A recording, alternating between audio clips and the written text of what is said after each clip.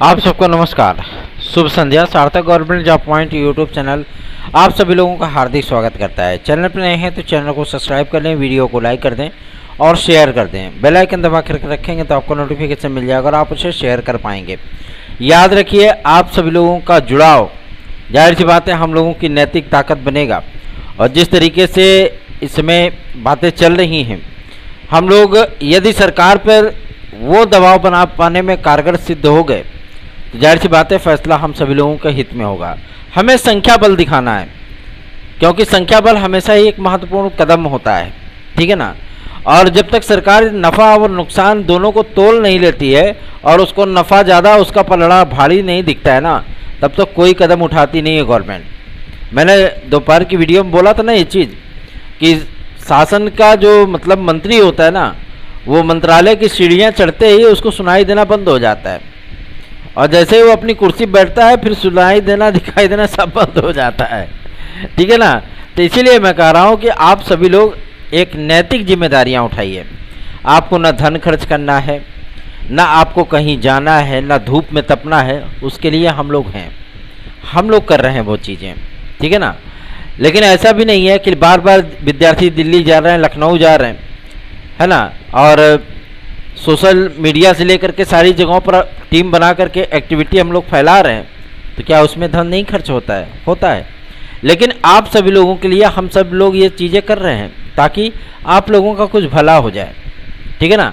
और आप सभी लोगों का इतना कर्तव्य है कि आप लोग अधिक से अधिक जितने भी आपने ग्रुप बनाए रखे हों, या आपने फेसबुक पे आपको 5,000 10,000 लोग फॉलो करते हों, आपने फेसबुक ब्लॉग बना रखा हो, पेज बना रखा हो, आप हर जगह इसको शेयर करिए, ठीक है। चलिए खबरों की शुरुआत कर लेते हैं। आज एनसीटीई प्रमुख से अर्थात अध्यक्ष महोदय से हमारी टीम के सदस्यों ने मुलाकात की है, जिसमें विनीत गर्ग जी, दीपेंद्र कुशवाहा जी, और सबसे महत्वपूर्ण तथ्य रहा है कि कुछ ऐसे भी सदस्य थे जो कि यूजीसी नेट और जेआरएफ भी हैं, ठीक है ना। और उन्होंने जब बातचीत की है, जो मांग पत्र उन्होंने सौंपा है, उस पर एनसीटीई के चेयरमैन ने क्या जवाब दिया है, क्योंकि एनसीटीई के चेयरमैन जो है गूलर के फूल हैं, ठीक है ना। और जब से बीएड वर्सेस बीटीसी केस का फाइनल ऑर्डर आया है ना, तब से तो और गुलरी के फूल हो गए हैं, गायब हो जाते हैं। लेकिन आज मुलाकात हुई है और उनके सम्मुख कुशवाहा महाराज और गर्ग साहब, ये दो लोग गए थे और उन्होंने मांग पत्र अपना सौंपा है। और इस पे एनसीटीई का जो स्टैंड है, क्या बन सकता है, क्या चीज़ें वो सोचता है, क्या गाइडलाइन वो बना रहा है, क्या चीज़ें केंद्र स्तर पे चल रही हैं, ये जानने का प्रयत्न किया गया। मैं आप सभी लोगों को बताना चाहता हूँ, एनसीटीई के चेयरमैन ने स्पष्ट कर दिया है कि हमें जो एमएचआरडी मिनिस्ट्री जो गाइडलाइन सौंपेगी हम वही जारी करेंगे। इसीलिए अभी तक कोई गाइडलाइन नहीं जारी की गई है, लेकिन इसी सितंबर महीने में आप लोगों की ये गाइडलाइन बन जाएगी, तैयार हो जाएगी और आप लोगों के सामने भी आ जाएगी। अब मुद्दा ये बनता है कि क्या इसके लिए अध्यादेश आना जरूरी है। देखिए, जो विद्यार्थी लगातार परीक्षाएं दिए हैं, जो विद्यार्थी लगातार परीक्षाओं से बाहर हो रहे हैं, जिनकी नियुक्ति की वो सर्विस में सिलेक्ट हो गए हैं, टीचर बन गए हैं, लेकिन सिर्फ इसी विवाद के कारण वो टीचर नहीं बन पा रहे हैं, ठीक है ना। तो जब ये समस्याएं सामने आ रही हैं तो इसका एकमात्र विकल्प है, एकमात्र इलाज है क्या? अध्यादेश। बहुत से विद्यार्थी कहते हैं अध्यादेश अध्यादेश, लेकिन काफ़ी सारे विद्यार्थी पूछ रहे थे भैया ये अध्यादेश होता क्या है। तो मैं आप सभी लोगों को बताना चाहता हूँ कि अध्यादेश क्या होता है। अध्यादेश एक केंद्रीय शक्ति है, एक मिनिमम एज का कानून है, ठीक है ना। ये केंद्र की अपनी शक्तियाँ, इसको आप ब्रह्मास्त्र बोल सकते हैं, ठीक है ना। ब्रह्मास्त्र इसलिए कि अध्यादेश उन्हीं मैटर पे लाया जाता है। मान लीजिए जैसे सर्वोच्च न्यायालय ने इस नोटिफिकेशन को रद्द किया है, तो सर्वोच्च न्यायालय के भी फैसले को पलटने के लिए या किसी कानून की यदि त्वरित आवश्यकता है किसी कंडीशन में, और संसद का सत्र नहीं चल रहा है कि वहाँ पे अगर इसको पास करा जाए तो राष्ट्रपति से सिग्नेचर होने में 2-4 महीने का समय लग जाएगा, लेकिन उस कानून को त्वरित बनाने की आवश्यकता है, तुरंत बनाने की आवश्यकता है, रिलीफ के लिए, ठीक है ना, ताकि वो चीज़ें लागू हो जाएं। तो ये केंद्र सरकार की पावर होती है कि वो अध्यादेश ला सकती है और अध्यादेश लाने के बाद उस कानून को तुरंत लागू मान लिया जाता है, ठीक है ना। और इसकी जो वैधता होती है वो 6 महीने होती है। 6 महीने के भीतर यदि इसको संसद में पारित करा लिया गया तो ठीक है, नहीं तो वो तुरंत वहीं पे समाप्त, वैलिडिटी डेड हो जाती है। जैसे आपके मोबाइल में रिचार्ज होता है ना, तो रिचार्ज जितने महीने का आप डलाते हो उतने महीने चलता है, उसके बाद बंद हो जाता है, ठीक है। वैसे ही इसकी वैलिडिटी होती है 6 महीने। 6 महीने के भीतर यदि ये संसद से पारित हो गया तो कानून बन जाता है, नहीं पारित हुआ तो एक्सपायर हो जाता है। एक्सपायर होने के बाद केंद्र सरकार फिर से अध्यादेश ला सकती है, ये केंद्र सरकार का अपना अधिकार है, ठीक है। और ऐसा नहीं है कि मतलब किसी भी चीज़ को पलटने के लिए केंद्र सरकार सक्षम नहीं है। केंद्र सरकार अपने आप में एक ताकत है, ठीक है ना। और जो सर्वोच्च न्यायालय होता है वो सर्वोच्च न्यायालय मौलिक अधिकारों को और कानूनों को सुरक्षित रखने के लिए ही सुप्रीम कोर्ट होता है, ठीक है। इसमें फंडामेंटल राइट्स की बात नहीं की गई है। फंडामेंटल राइट्स केवल डीएलएड और बीटीसी के विद्यार्थियों का नहीं है। उसमें जो 2-3 पॉइंट हैं आप सभी लोगों को मैं बताना देना चाहता हूं कि अवसर की समानता की बात, अवसर की समानता हर किसी को एक जैसा नहीं मिल पाता है इस भारत देश में, जब से मतलब ये तमाम तरीके के कानून बनाए गए, ठीक है ना। अब उन मुद्दों को अगर हम छेड़ेंगे तो जाहिर सी बात है वीडियो बहुत ज़्यादा लंबी हो जाएगी, लेकिन आप सभी लोग भी कंपटिशनर हैं तो ये चीज़ें अच्छी तरीके से समझ रहे होंगे कि अवसर की समानता कई परिस्थितियों में बदल जाती है ना। तो अवसर की समानता तो जाहिर सी बात है वो चीज़ें नहीं हो पाती हैं, ठीक है। और सबसे बड़ी चीज़ ये है कि जो विद्यार्थी इसमें अनएलिजिबल हुए हैं, ठीक है, क्या उन विद्यार्थियों का क्या दोष था, ठीक है ना। और रही बात सीपीडी की बात की गई है, तो चाइल्ड डेवलपमेंट जो प्रोग्राम होता है, मतलब जो बाल मनोविज्ञान होता है, तो बाल विकास एवं मनोविज्ञान तो बाल मनोविज्ञान विकास और जो मनोविज्ञान का सिलेबस तैयार किया जाता है उसको टीईटी में किसने लागू किया है? एनसीटीई ने, ठीक है। और जो ब्रिज कोर्स की बात कही गई है वो ब्रिज कोर्स 3 वर्षीय बीएड के साथ जो एमएड वाली डिग्री प्राप्त की जाती है वो वैलिड है, क्योंकि इसे किसी ने चैलेंज ही नहीं किया तो वो वैलिड है। जो 2 उसके पहले की जो नोटिफिकेशन थी बीएड को सम्मिलित करने की वो भी वैलिड है। वो किस लिए वैलिड है? क्योंकि कैबिनेट बाय सर्कुलेशन के माध्यम से उसको पारित किया गया था। तो इस जो नोटिफिकेशन को जारी किया गया था वो एक मौखिक आदेश था, ऑरल आदेश था, ठीक है। एमएचआरडी मिनिस्ट्री ने अपने स्तर से इसको जारी किया था, जिसकी वजह से ये रद्द किया गया। अब रही बात ब्रिज कोर्सेज की, तो 6 to 8 में, क्योंकि एनसीटीई ने कहा है कि 6 to 8 में डीएलएड और बीटीसी वालों को भी मान्य किया जाएगा, यह भी प्रस्ताव दिया गया है एमएचआरडी मिनिस्ट्री को कि 6 to 8 में डीएलएड और बीटीसी को भी मान्य कर दीजिए। जो अभी तक केवल बीएड वाले विद्यार्थियों को मान्य किया जाता था उनको भी वैलिड कर दीजिए। और प्राथमिक में जो मतलब बीएड वाले विद्यार्थी जो ट्रेनिंग करेंगे सेम वही ट्रेनिंग उनको भी कराइए, ठीक है ना। दोनों को वैलिड कर दीजिए कि ब्रिज कोर्स करना अनिवार्य हो गया, दोनों से हटा दीजिए, ठीक है ना। ना बीएड के लिए रखिए ना डीएलएड के लिए रखिए, दोनों को हटा दीजिए, ठीक है। किसी के लिए ब्रिज कोर्स अनिवार्य मत करिए, सीधी सी बात है, क्योंकि ब्रिज कोर्स तो होता नहीं है। वो तो जब आरटी एक्ट बना था तब भी ब्रिज कोर्स का नाम लिया गया था, लेकिन ब्रिज कोर्स हुआ नहीं, ठीक है। तो उसकी मान्यता ही खत्म कर दीजिए, हटा दीजिए उसको बिल्कुल भी। यह भी प्रस्ताव रखा गया है एमएचआरडी मिनिस्ट्री में, ठीक है। और सबसे बड़ी चीज़ ये है कि इन प्रस्तावों में अगर देखा जाए तो परमानेंट जो सोल्यूशन है वो सिर्फ और सिर्फ आरटीई एक्ट का संशोधन ही है। इस नाम पे अध्यादेश जारी करने का जो मूड बना रही है गवर्नमेंट वो सही है, ठीक है ना। क्योंकि आरटीई एक्ट का जो संशोधन होगा वो अस्थायी होगा, फिर ये विवाद की स्थितियां समाप्त हो जाएंगी। और आरटीई एक्ट में जब संशोधन किया जाए तो उन तमाम पेचीदगियों को भी ध्यान में रख करके किया जाए, ताकि बाद में न्यायालय में जाने के बाद ये सारी चीज़ें जो है वो ना सामने आए। विद्यार्थी निश्चिंत होकर के डीएलएड बीटीसी करना चाहे वो करें, विद्यार्थी निश्चिंत होकर के बीएड करना चाहे तो वो करें, ठीक है ना। ये चीज़ें हो सकती हैं। बीएड के जो इंटीग्रेटेड कोर्स का सिलेबस बनाया गया है वो पूरी तरीके डिफरेंट है, पूरी तरीके डिफरेंट है। और एनसीटीई ने इस बात को एकदम एक्सेप्ट किया है कि 2026 से डीएलएड बीटीसी ये सारे कोर्सेज समाप्त हो जाएंगे। सिर्फ और सिर्फ बीएड को, इंटीग्रेटेड बीएड को हम मान्य करेंगे, बस बाकी सारे कोर्सेज समाप्त हो जाएंगे। तो इन तमाम मुद्दों को लेकर के जो बातें सामने आ रही ना, वास्तविकता में आप सभी लोगों के हित के लिए दबाव की राजनीति जो है वो बहुत कारगर सिद्ध होने वाली है, ठीक है। हम लोग ऐसे ही गुइयाँ नहीं छिल रहे हैं, इमली नहीं तोड़ रहे हैं, ठीक है। पूरा दिन निकल जाता है, शाम को जब तक 2-4 जगहों पर कैंडल मार्च का आयोजन हम लोग ना कर दें, 10-20 जनप्रतिनिधियों से हम लोग ना मिल लें, तब तक दिल को सुकून नहीं मिलता है, ठीक है ना। और सबसे बड़ी चीज़ ये है कि ये जो प्लान तैयार किया जा रहा है ये मास्टर प्लान है, और एनसीटी अभी इसमें पूरी तरीके से अपने पत्ते नहीं खोल रही है। उन्होंने बता दिया कि हमने प्रस्ताव रखा है एमएचआरडी मिनिस्ट्री के पास कि अगर आप बीएड को सम्मिलित करना चाहते हैं तो पूरी तरीके से संशोधन करके लाइए, क्योंकि अब उनका ज्ञान उजागर हुआ है, अभी तक उनका ज्ञान उजागर नहीं हुआ था। सबसे बड़ी समस्या यही है ना।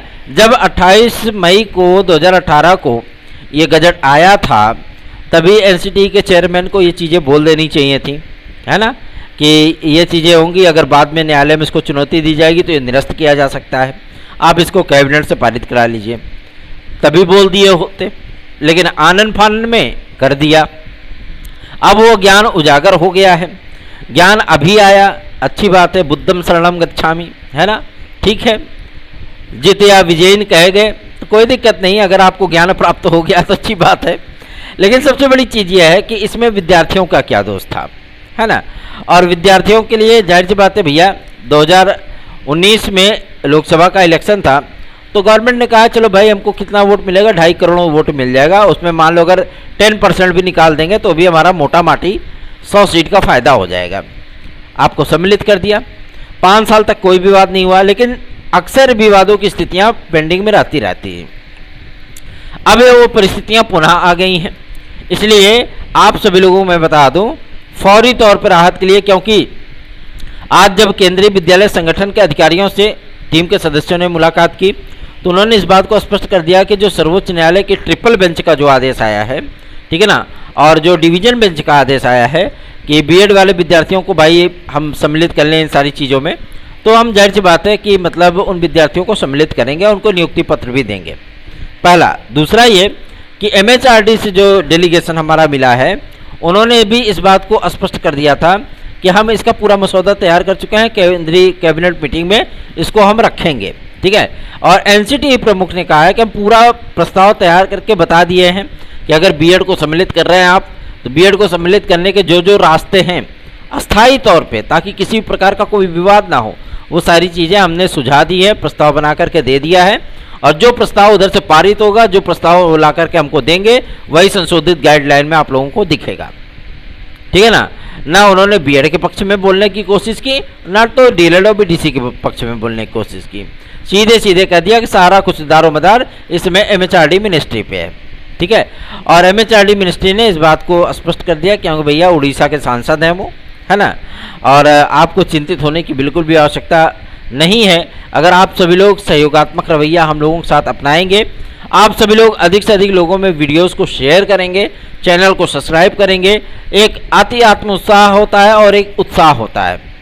हम लोग अति आत्मोत्साहित नहीं हैं, हम लोग उत्साहित हैं सिर्फ इस चीज़ को लेकर के कि हमारे साथ करोड़ों करोड़ों भाई बहनों की दुआएं हैं, और वो दुआएं जब ताकत में बदलती हैं ना तो अच्छे अच्छे पर्वत को उखाड़ फेंकते हैं। ये तो जो मतलब बीएड की डिग्री धारकों की जो समस्याएं हैं, चुटकी बजाते सारी चीज़ें गायब हो जाएंगी। बस आप लोगों का सहयोग चाहिए, आप लोगों का स्नेह चाहिए, आशीर्वाद चाहिए, एकजुटता चाहिए, और वो चीज़ें आप लोगों से ही संभव हो पाएंगी। चलिए आगे बढ़ते हैं। अब बात करेंगे आपके एलटी ग्रेड जैसी प्रवक्ता को लेकर के। आज लोक सेवा आयोग गया था। लोक सेवा आयोग में इस बात को स्पष्ट कर दिया है कि हमें जो सैद्धांतिक मंजूरी मिली थी एलटी ग्रेड की समकक्ष अर्हता को लेकर के, ठीक है, उसमें क्लियरेंस हो गया है कि हाँ ये डिग्रियां वैलिड की जाएंगी। अभी एक मामला आपका अटका पड़ा है जो कि माध्यमिक शिक्षा सेवा नियमावली है, उसका मैटर अभी अटका पड़ा है। इस नियमावली में संशोधन अधिकारीगण ही करेंगे, तो वो भी बहुत जल्दी हो जाएगा क्योंकि उसका भी प्रस्ताव शिक्षा निदेशालय आ चुका है। ये जल्दी से जल्दी हो जाए, उसके बाद आपके विज्ञापन की प्रक्रिया स्टार्ट होगी। जब ओटीआर के बारे में पूछा गया कि सर ओटीआर क्या कंपलसरी होगा, तो उन्होंने कहा कि वेबसाइट नहीं चल रही, विद्यार्थियों की बहुत सारी शिकायतें आई हैं और इसको टेक्निकल टीम लगी हुई है एनआईसी की, बहुत जल्दी इसको ठीक कर दिया जाएगा, विद्यार्थी ओटीआर कर पाएंगे। विज्ञापन के संबंध में उन्होंने इस बात को स्पष्ट करने की कोशिश की कि विज्ञापन आप सभी लोगों का बहुत जल्दी ही जारी कर दिया जाएगा। शिक्षा निदेशालय क्लियर कर दे, हमको अधियाचन सारे भेज दे, और जो हम लोगों ने लेटर गवर्नमेंट को भेजा है, गवर्नमेंट अपनी तरफ से हमें जवाब दे दे, हम तुरंत विज्ञापन उसका जारी कर देंगे। आरओ का विज्ञापन आप सभी लोगों का डिले होगा, ठीक है ना। आरओ का विज्ञापन डिले होगा क्योंकि उसके पहले आप लोगों का एलटी ग्रेड जीआईसी प्रवक्ता का विज्ञापन आएगा, ठीक है। तो चिंतित बिल्कुल ना हो, क्योंकि सभी जगहों पर हमारी नज़रें हैं और बीएड विद्यार्थियों की समस्याएं ये हैं, क्योंकि अब टीम वर्क इतना ज़्यादा बढ़ गया है। फील्ड में टीम जब काम करती है तो जाहिर सी बात है उसका लीडरशिप भी कोई ना कोई लीडर तो होना ही चाहिए ना, नहीं तो टीम के सदस्यों को लगेगा क्या यार हम ही अटक के मर रहे हैं फिर अकेले, है ना, कोई हमारा सहयोग करने के लिए तैयार नहीं। आप सभी लोग सहयोगात्मक रवैया अपनाइए, हम सभी लोग जो कार्य कर रहे हैं वो आप लोगों के लिए बेनिफिशियरी होने वाला है। टीजीटी पीजीटी की द्वितीय प्रतीक्षा सूची के लिए विद्यार्थी पूछ रहे थे कि भैया द्वितीय प्रतीक्षा सूची कब तक आएगी। देखिए, संशोधन की जो समायोजन की जो लिस्ट है वो 7 तारीख तक आपकी आने वाली है, ठीक है। 7 तारीख से लेकर के 10 तारीख के बीच में आपके समायोजन की लिस्ट आएगी और 160 विद्यार्थियों के समायोजन की लिस्ट है। उसके बाद मामला आपका क्लियर होगा टीजीटी पीजीटी के एग्जाम डेट को लेकर के, ठीक है। शिक्षा सेवा चयन आयोग बनने के बाद पहला जो एग्जाम डेट आपका घोषित होगा वो असिस्टेंट प्रोफेसर और टीजीटी पीजीटी का ही होगा। और जैसे ही शिक्षा सेवा चयन आयोग बन जाता है आप सभी लोगों को बहुत जल्दी ही 20 दिन के भीतर ये एग्जाम डेट देखने के लिए मिल जाना है, क्योंकि गवर्नमेंट की तैयारियां पूरी हैं, बुकलेट वगैरह सब छप चुके हैं भैया, सारी चीज़ें एकदम टनाटन है उनकी। ये मत सोचिएगा कि आने के बाद उनको 2-4 महीने तो काम ही समझने में वक्त लग जाएगा ना। वो कंचा खेल करके अधिकारी नहीं आ रहे हैं, वो अधिकारी इसी फील्ड में मजे है, शिक्षाविद है, समाज सेवी हैं, ठीक है ना, अधिकारी रह चुके हैं, तो जाहिर सी बात है उनको समस्याएं नहीं होंगी, वो चट मंगनी पट ब्याह वाली कहानी करेंगे फिर, ठीक है ना। इसलिए कह रहे हैं तैयारियां करते रहिए। TET CTET super TET TGT PGT LT GIC UP constable खंड शिक्षा अधिकारी यूपी ट्रिपल एससी और डीएसएसबी आदि में निश्चित सफलता प्राप्त करने के लिए Sarthak government job point YouTube channel का नोट्स 830 32 72 282 इस व्हाट्सएप नंबर पर प्राप्त कर सकते हैं।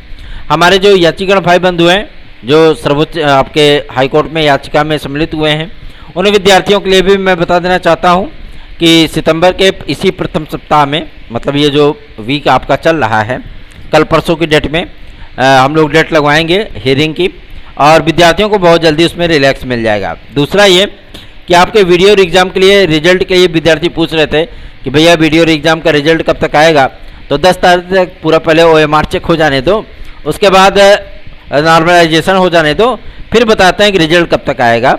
उम्मीद है कि आपका सितंबर लास्ट वीक नहीं तो अक्टूबर के सेकंड वीक तक आप लोगों का रिजल्ट आ जाएगा, ठीक है।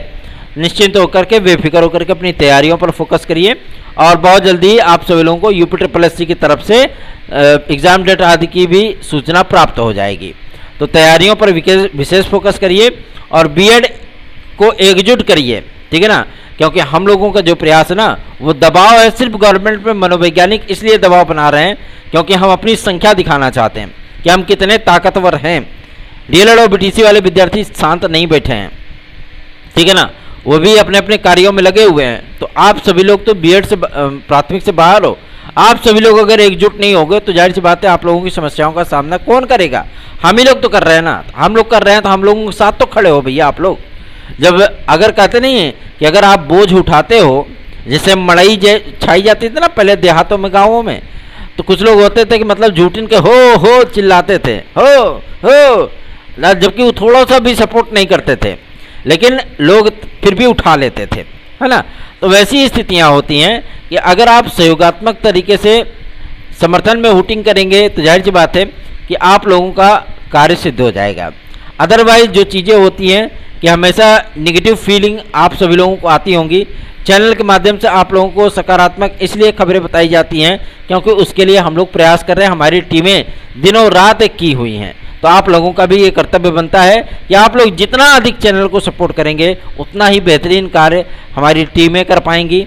टीम के सदस्य बाहर निकलेंगे, फील्ड में वर्क होगा, आपकी समस्याओं का निराकरण होगा, विज्ञापन जल्दी आएंगे, प्राइमरी में आप लोग शामिल होंगे, अध्यादेश के लिए हम सरकार पर दबाव बना सकेंगे, जनप्रतिनिधियों को मजबूर कर सकेंगे कि वो आपकी बातों को सुने, समझें और देखें।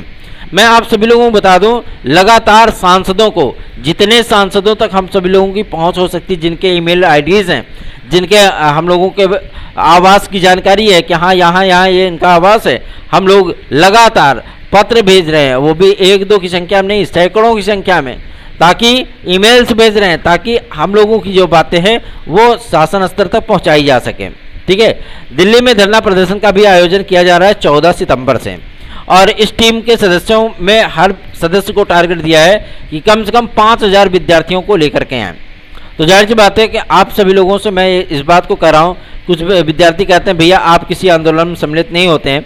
मैं आपको बता दूं, मैं टेक्निकल टीम का सदस्य हूँ, ठीक है ना, और टेक्निकल चीज़ों को संभालने के लिए जिम्मेदारियाँ मुझे दी गई हैं, ठीक है, और सारी चीज़ों को मैनेज करना सोशल मीडिया से लेकर, ट्विटर से लेकर के, यूट्यूब से लेकर के, सारी जगहों पर इन सारी चीज़ों को मेंटेनेंस देना वो मेरा दायित्व है। हमारी टीम के सारे सदस्य इसी कार्य में लगे रहते हैं, ठीक है। तो आप सभी लोगों से रिक्वेस्ट है, अधिक से अधिक लोगों में चैनल को शेयर करें, जोड़िए, एकता दिखानी है। बीएड विद्यार्थियों सो नहीं, क्योंकि सब कुछ तो लुट गया है, जो आने वाला है वो भी लुट जाएगा अगर आप लोग ऐसे ही नकारात्मक बनकर बैठे रहे, ठीक है ना। आप सभी लोगों की उदासीनता कहीं आप पे ना भारी पड़ जाए। अगर आप चाहते हो कि उत्तर प्रदेश ही नहीं बल्कि अखिल भारतीय स्तर पर हम सभी लोगों को मिल जाए मौका, तो जाहिर सी बात है कि आप सभी लोगों को सम्मिलित होना पड़ेगा। अगर आप लोग आगे आएंगे तो जिस तरीके से उत्तर प्रदेश में हम लोगों ने योग्यताओं को 5 वर्ष के लिए शिथिल बनवा दिया, आप सभी लोग प्राथमिक शिक्षक भर्ती में सम्मिलित हो गए, उसी तरीके से अखिल भारतीय स्तर पर हम सभी लोग, आप सभी लोगों को लाभ पाने में सक्षम सिद्ध होंगे। धन्यवाद, शुभ रात्रि।